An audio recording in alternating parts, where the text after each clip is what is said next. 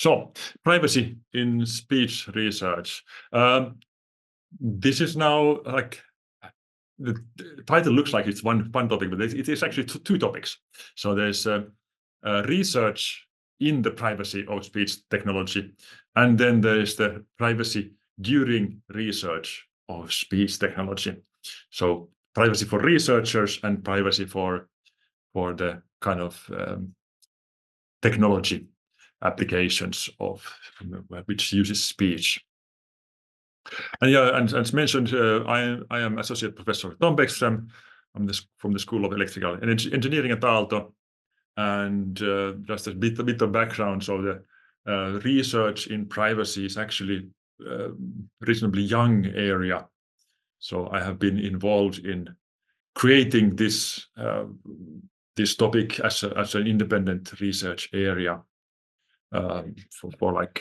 So since 2019, we have had a community focused on privacy in speech technology. But let's go start with the kind of going through here. So first, let's look at a bit of introduction. So why are we interested in the privacy for speech signals or speech overall? So just a few threats of kind of or examples of threats. Harassment is the first one here. So if you think about, for example, online gaming, there's unfortunately quite a lot of ladies get harassed in the online gaming communities, and that in such communities that it's really based on speech that they are identified as females from their voice, and therefore they get harassed.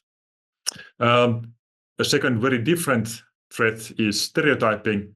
So, for example, in some employment scenario, so the employer could analyze speakers and kind of get some information about the candidates and therefore discriminate against some kind of candidates. Extortion is another kind of possibility. So if you have if you are doing something which you don't want the public to know, then if someone finds that out, for example, if you have an illness which you don't, so you're a kind of public figure and you have an illness which you don't want to reveal to the public, then someone who finds it out could have extortion on you, stalking your previous partner, or like if someone is a public figure, someone could be stalking on these kind of situations, and that's very, very disturbing for the subject. And then there's tracking. This is actually kind of many, or like stereotyping or extortion or stalking can use tracking as a tool to do this threat. But there's also scenarios like advertising where tracking can be used against the wishes of the user. And then there's price gouging. So if we can, for example, analyze from your voice that you have COVID, then the prices of some medicine could go up. That would be very unfortunate. So this is the kinds of threats that are typically considered when talking about privacy with respect to speech. And how does it then happen? So when we talk, so there's a talker and there is a listener recipient, and kind of the text typically is then the private message you want to convey to the other one. And if that private message then goes to an undesired recipient, that is a threat or threat to the privacy of the speaker. As we see later on here, there's not really that much we can do against this type of threat other than encryption, but that's more of a security problem than the privacy problem. So when the message is opened, then it is open again, and then kind of it could again be leaked. But what is the more interesting part is that, or where we can also do much more, is all the other information included in the speech signal. So now when you can listen to me, my voice here, you might infer, for example, something about my physical body size. So the biological information it can be inferred from a speech signal. You can also hear whether I have flu or not. And the computer could analyze whether I have Parkinson's or Alzheimer's or that kind of COVID. So there's lots of things we can, biological information, which we can detect from a speech signal. And in the psychological area, there could be like, for example, depression or emotions overall can be detected from speech signals. Affiliation, so that could be ethnic background, gender identity, and education background. These sort of things can be deduced from speech signals, either from the acoustic signal or then from the text content. Relationships. I remember that I had a colleague some 10 years ago who was in the same room as I am, and I always, when he answered the phone, or actually, oh, so when he was on a phone call and said hello, from the hello, I already knew whether he's talking to his boss or his romantic partner. So when he said hello, then it was the boss, and when he says hello, it was his romantic partner.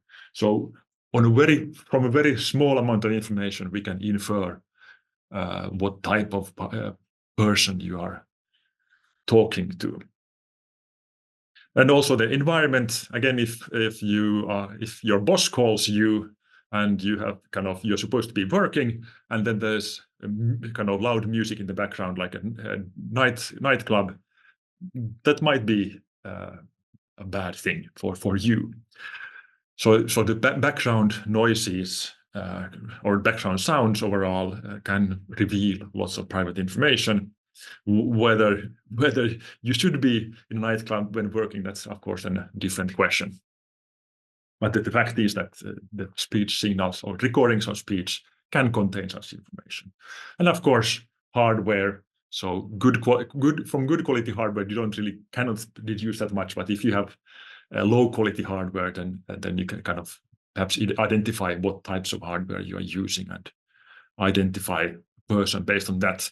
So going back to the picture here in the center, so then this side information is available in speech signals, and it's a problem when that information goes to an undesired recipient, and that is kind of the central issue in all, or not all, but kind of most commonly discussed difficulty with speech signals. But I already mentioned here security in addition to privacy. So I think it's kind of good here at this time to define how I define these terms which I'm using. And the easier thing here is to define the security. So a breach in information security would be when someone, so an agent such as a person or service provider or something like that, or computer, gains access to access to users' private information without authorization. So it's really a black and white. So if you don't have authorization and you get access to something, it's a breach in security.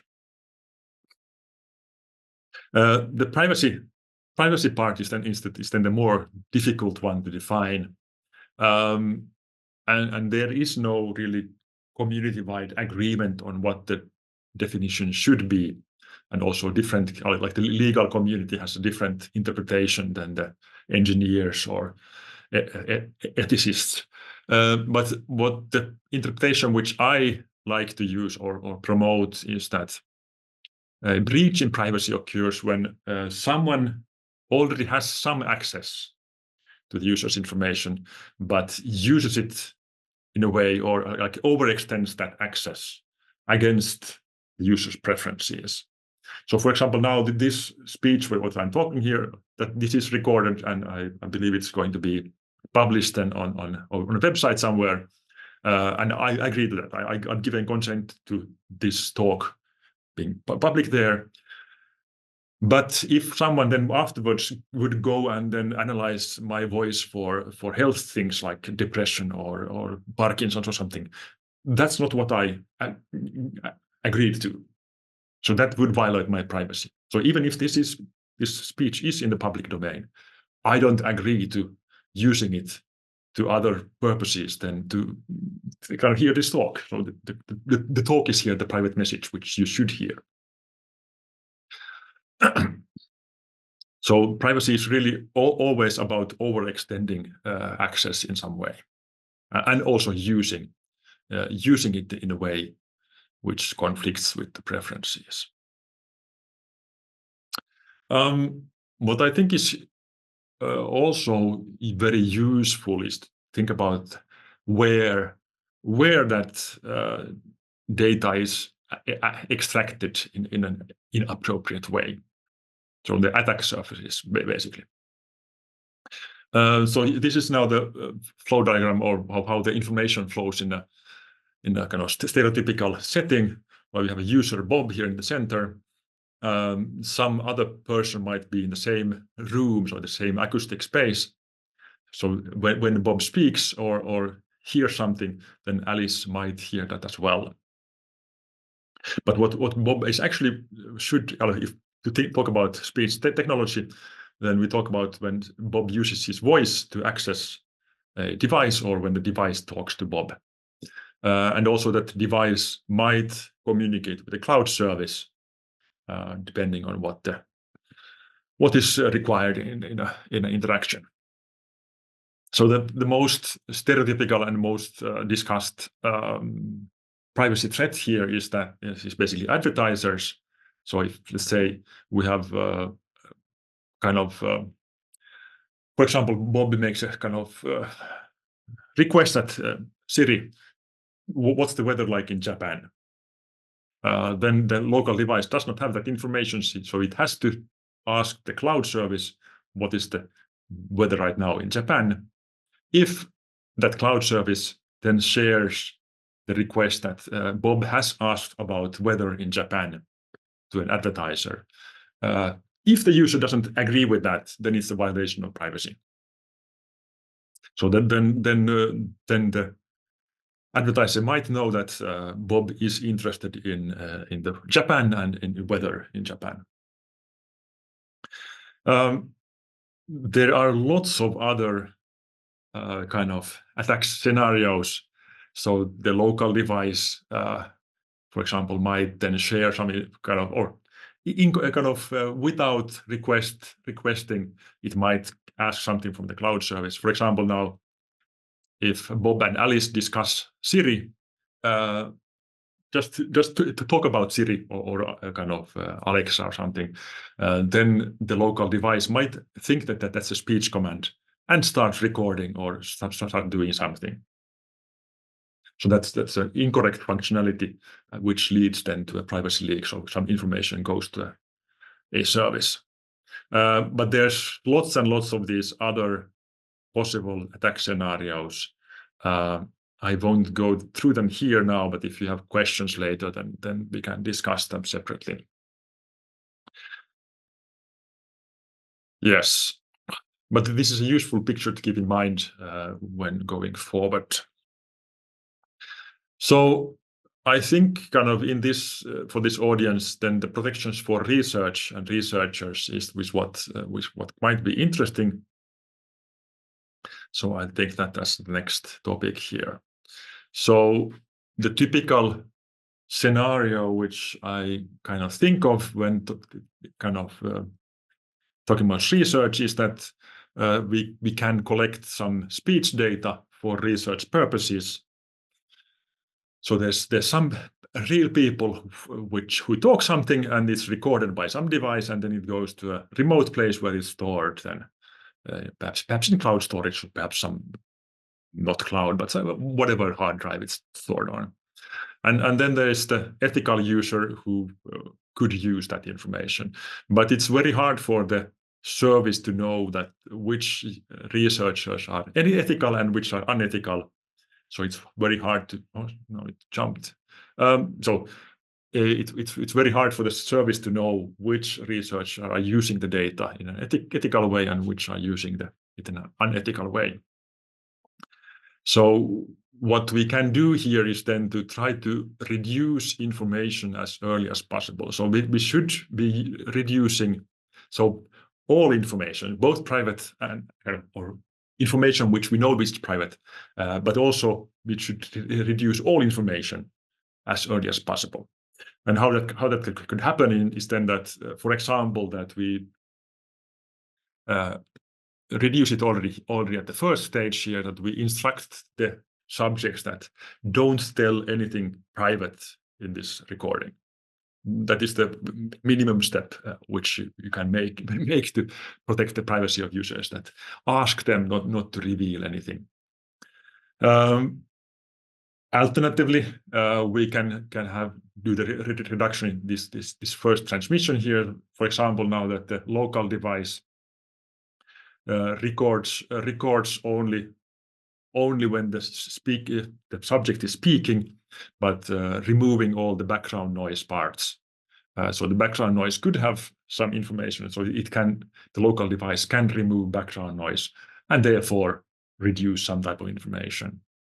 We can also do it such that the kind of remote service then, or some later processing removes information. For example, that we could do that we apply filtering on the text content, that we remove all personal identifiers, so all names and all addresses and phone numbers, whatever the subjects might have said during the discussion or talk, that can be filtered afterwards.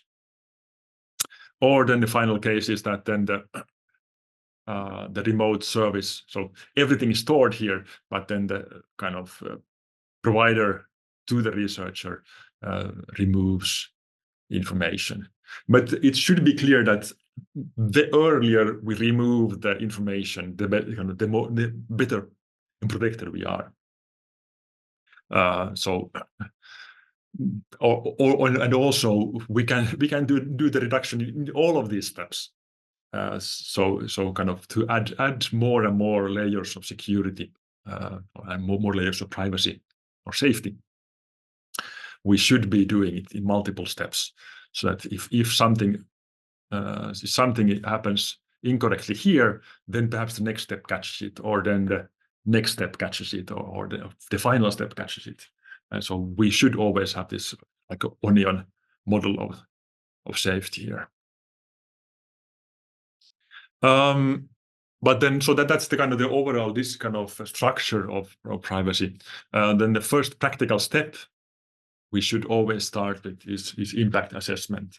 So when we start the research project, we do the impact assessment, and it basically has two steps.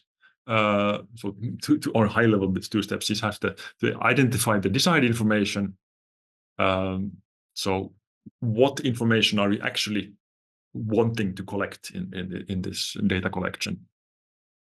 And then also kind of trying to identify that how much do we actually need? What is the smallest sufficient amount of information? I'll come back to that a bit later here.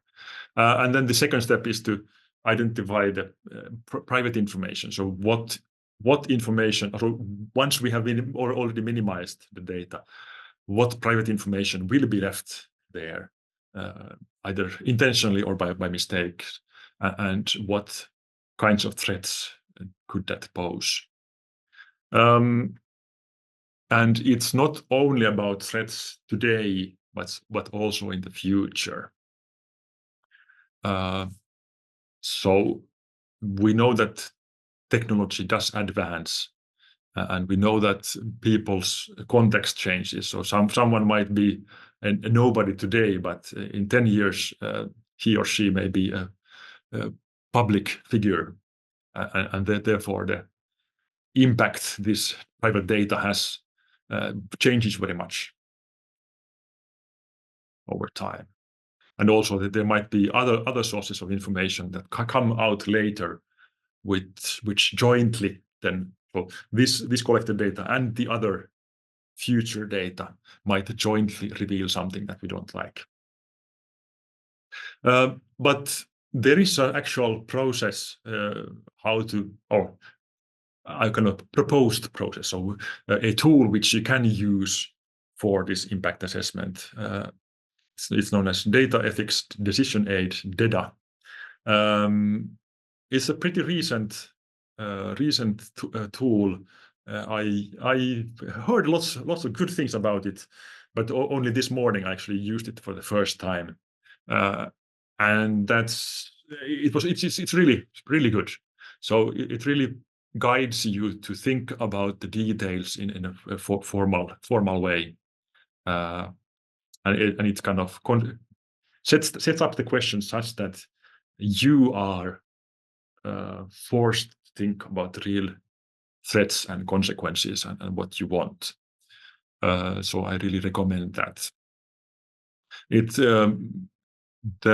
What I've read is that it usually takes about 3 hours to do this kind of process, and you're supposed to do it with all the stakeholders. So everyone who are interested in this should be present. So both the subjects themselves and then kind of perhaps a lawyer and researchers and service providers and so on. They all should be present when you do this impact assessment. But then, so once you've done that impact assessment, then you actually need to do something to mitigate, so to reduce those privacy threats. And here's a list of some things. Also, to mention that both this impact assessment and also the remedies, they will necessarily stay at very abstract level because every case is different. I can't give any specific recommendations without that going through that whole process of impact assessment. So everyone has to do it separately. Yes, but so the first remedy or mitigation is then just don't collect unnecessary information. That should be obvious, but it really isn't that clear always what is necessary information. So when talking about speakers, collect the minimum number of speakers which is sufficient, minimum length of recordings which is sufficient, and also the number and accuracy of labels. So, for example, if you when we collect speech data, there's a tradition to collect gender and age labels. So there's the speaker's age and the gender. You really have to think about: do you really need those, and where do you need those? And if you could be collecting birth dates, and it's entirely possible. But do you need the accurate date, or is the year enough? And what accuracy? So kind of, is it just enough that to know that this person was born in the 80s, for example? That's much less accuracy, and then it gives much less away or information, or private information. And also kind of quite often we are not actually interested in the individual label, so we don't need to know which of the speakers had which gender identity. We are only interested that the kind of population overall was evenly distributed, that there was sufficiently many of each kind of category of speakers. That could be then, for example, now that there would be different gender attributes in the data, and there would be different age categories in the data, sufficiently many. And then we can filter out sensitive information, like I mentioned earlier, that we can, from text, for example, we can remove names, addresses, phone numbers, anything like that. From speech signals, it's more difficult, but so we just might cut out segments which have that, but that's cutting speech is, of course, then always a bit unfortunate. But most of this data is used for machine learning. And in machine learning, we always think about the training set and the test set. So when you are constructing the model, so training the model, you use one data set, and then when evaluating whether it's good or not, you use a separate set. And I think we should, I would recommend that we think separately about the requirements in those cases. So again, going back to gender, with the training, we usually don't use the gender labels for training. We use it mostly for evaluation. It's to check whether the performance is good enough for both or all gender categories.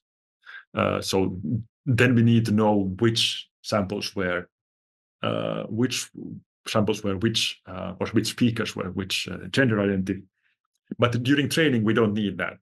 So the population statistics would be enough for training data, whereas for the test set, then we need a bit more to be able to verify the performance for the subpopulations.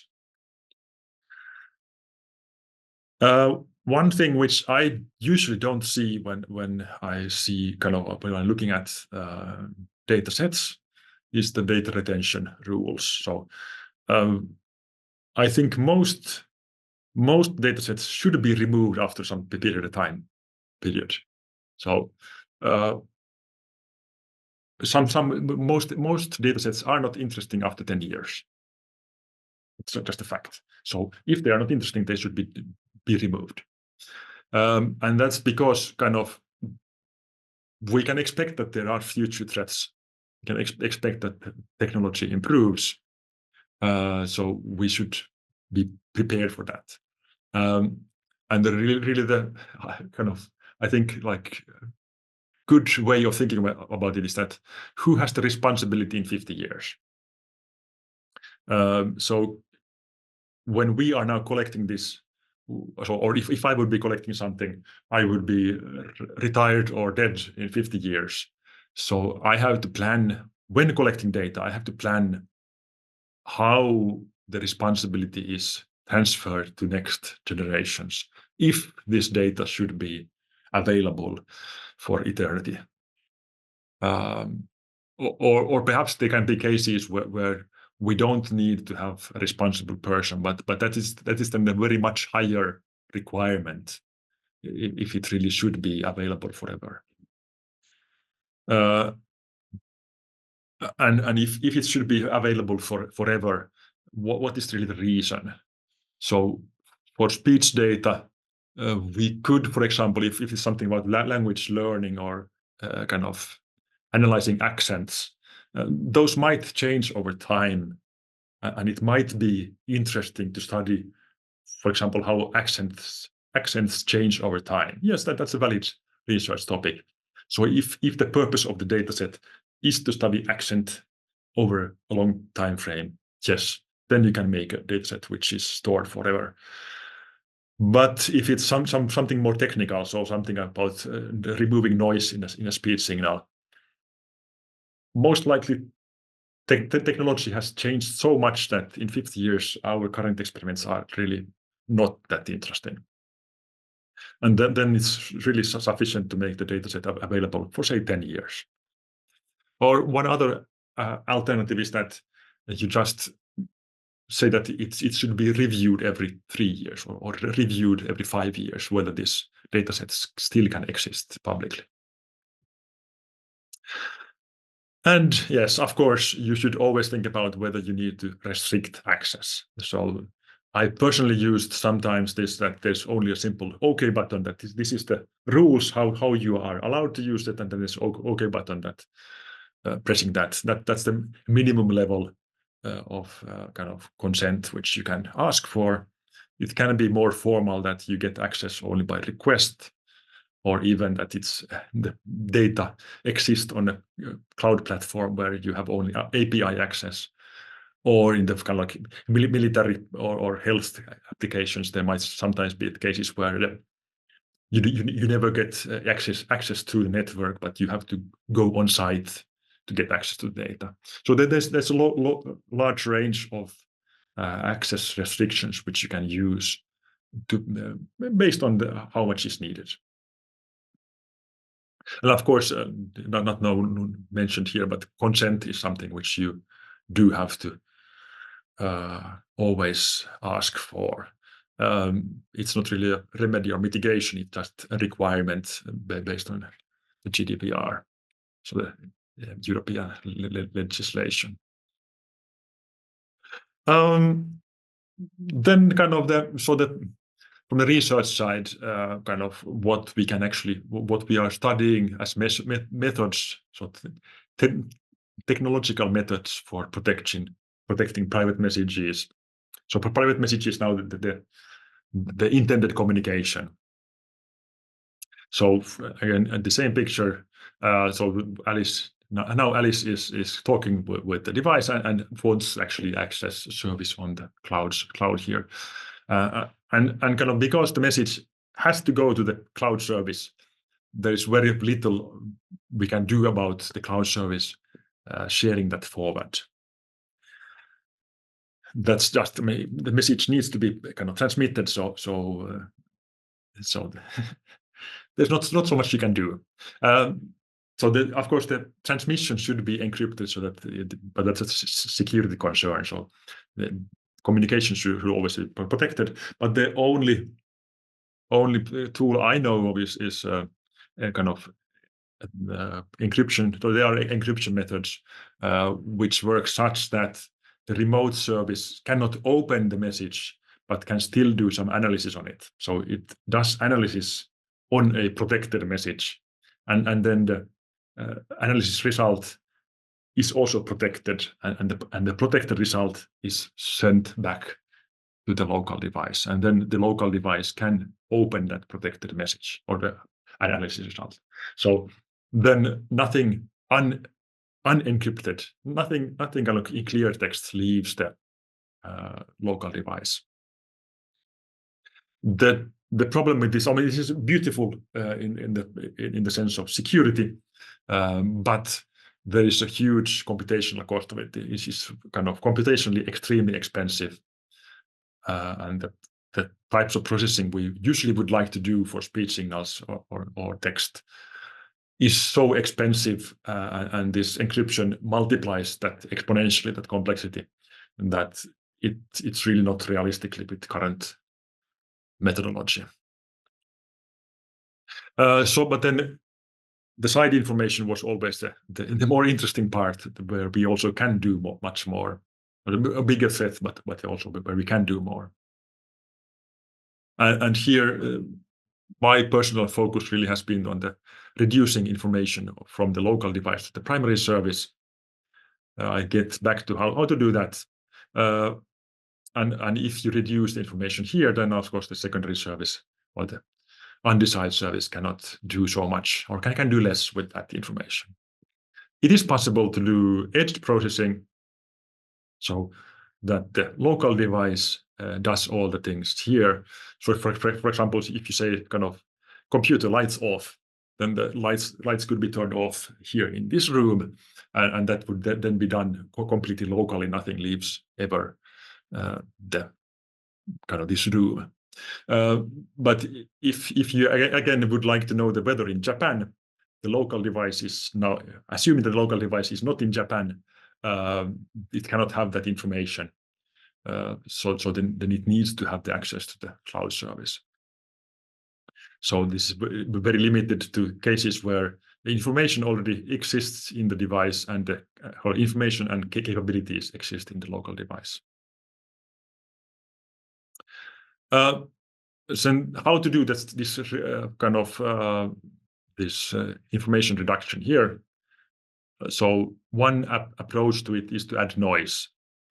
So if, for example, if it's about gender, so the local device would collect gender labels and then transmit them, but add noise. So randomly sometimes change the gender label.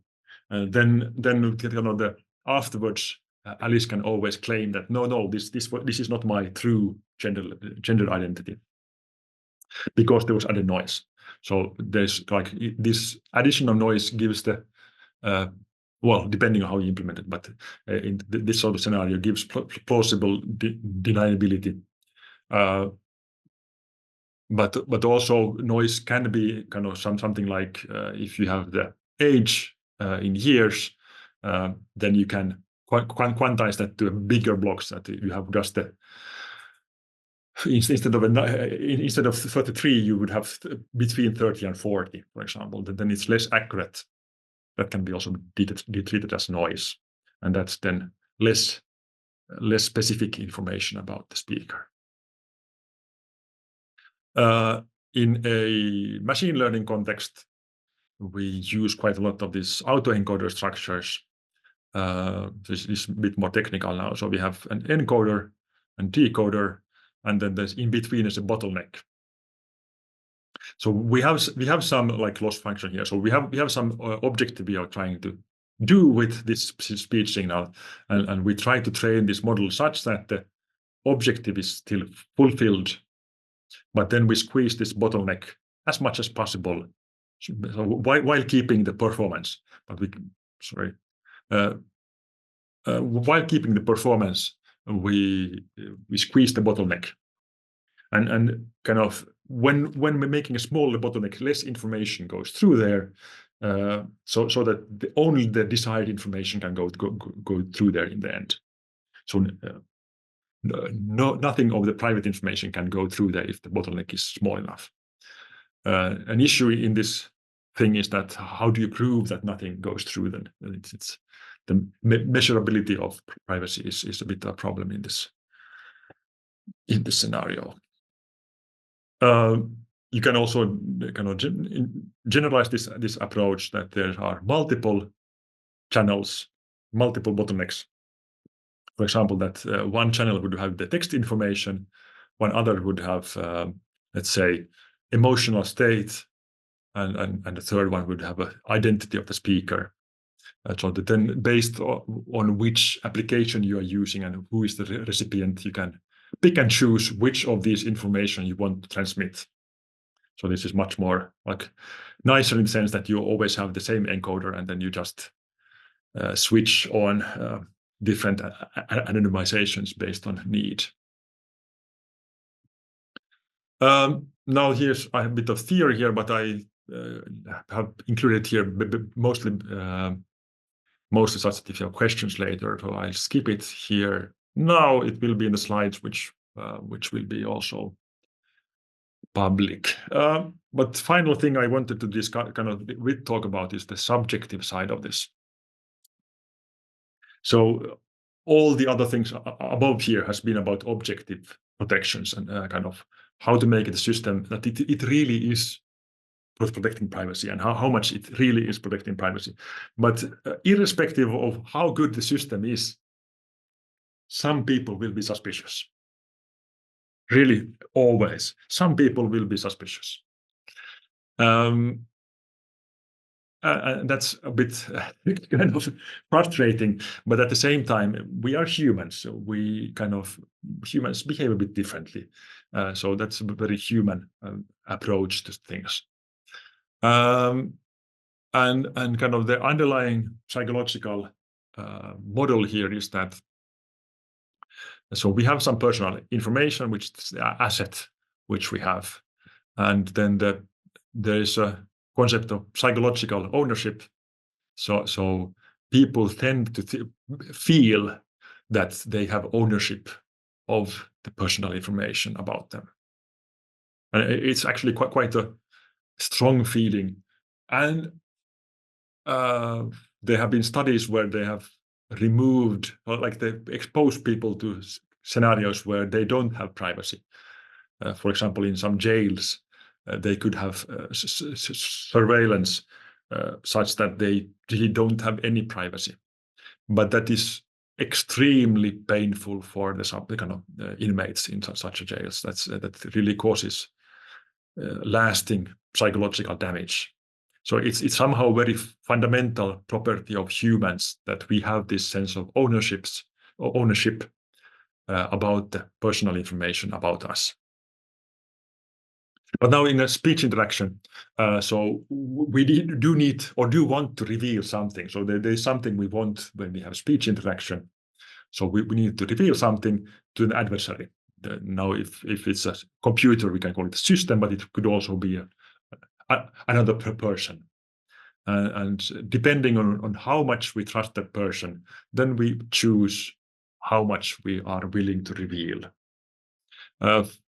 In interpersonal, like between humans discussion, we have a very good sense of how much we can reveal and how much is proper to the social setting.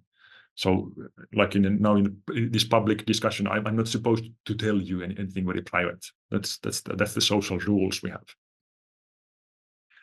But with computers, we don't really have such refined cultural understanding of how much we can feel, sorry, how much we can reveal to the system, and what is the actual threat level.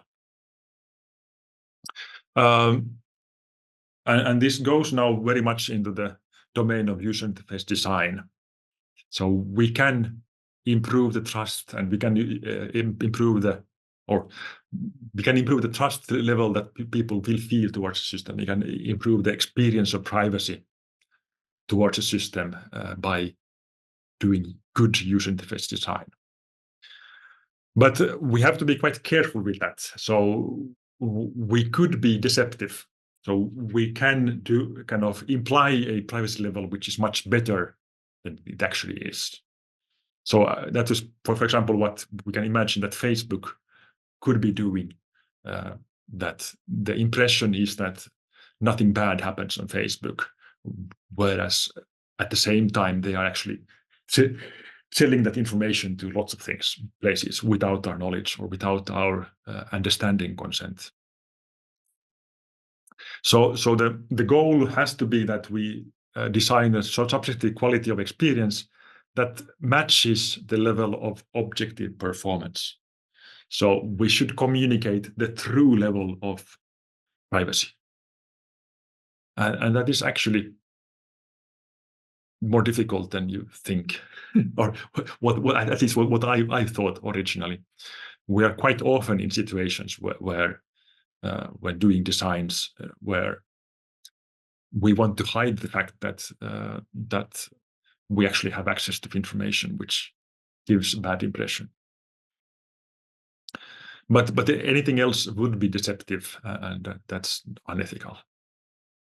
And kind of we should evaluate how well the user interface design communicates that privacy, but measuring trust is extremely difficult.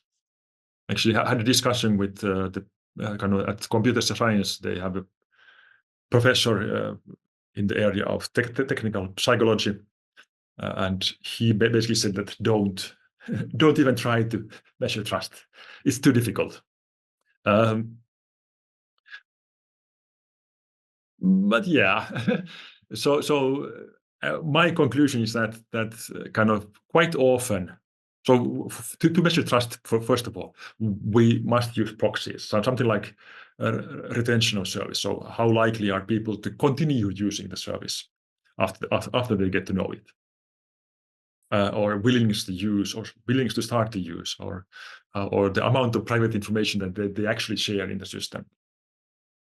Those are proxies for how much users trust the system. But in fact, quite often, let's say Facebook, they don't really they want users to use their system. That kind of trust is only a proxy for how much people actually use Facebook. So when you're doing like objective measurements, the retention of service is the actual thing which you should measure, not trust. So trust is a proxy for retention of service.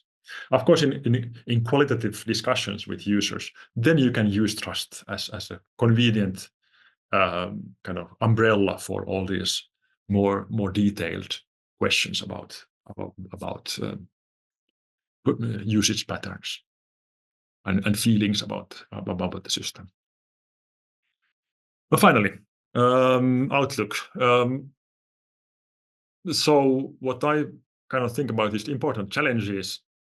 So first looking at research challenges, so kind of in the privacy research area mostly. So this also already mentioned that subjective and kind of privacy and psychological ownership. I feel like my team has been quite lonely in this area. There's really not that much research in this area, although I find it extremely important. Of course, we need to solve the objective privacy as well. So that's kind of precondition. We need to have the objective privacy at a good level before it makes sense to talk about subjective privacy. But we already have lots of tools available for objective privacy. So therefore, the subjective privacy currently requires more effort. And that's also not only for research, but also like if you collect data, you should really think about how you present the privacy challenges in that data. So you should accurately communicate what are the actual risks in this research and how you mitigate them. So the consequences and likelihoods of something bad happening. That's really important. In the research part, the metrics, so how do we measure privacy? That is something which I feel is really inadequate currently and which I'm personally involved in trying to improve. Computational complexity was also mentioned here. That's still not good enough. We should make methods which are better, like less expensive, and also then the disentangling categories. So how to separate speech signal into components which are heuristically understandable kind of categories. So like the emotions, how do we extract emotions or from speech and health information and identity, such that we can choose operations or choose the level of anonymization of to those separately. That's a big challenge currently. But then in more general things, dissemination, I think this is a really important area to talk about. And that's also why I wanted to have this talk today, that it's rather new thing to many people, or at least if they heard about it, they don't know details. So it's important to talk about it. And in that discussion, so when you talk about it, you should be talking about the uncertainties. So how likely are these bad consequences? How expensive it is? So, for example, now, like, how likely is it that some attacker is interested in your information, and what are the consequences, and how much would it cost for the attacker to do that bad thing? So that sort of things would be really important to include in discussion about, so public discussions about privacy. That's pretty much it.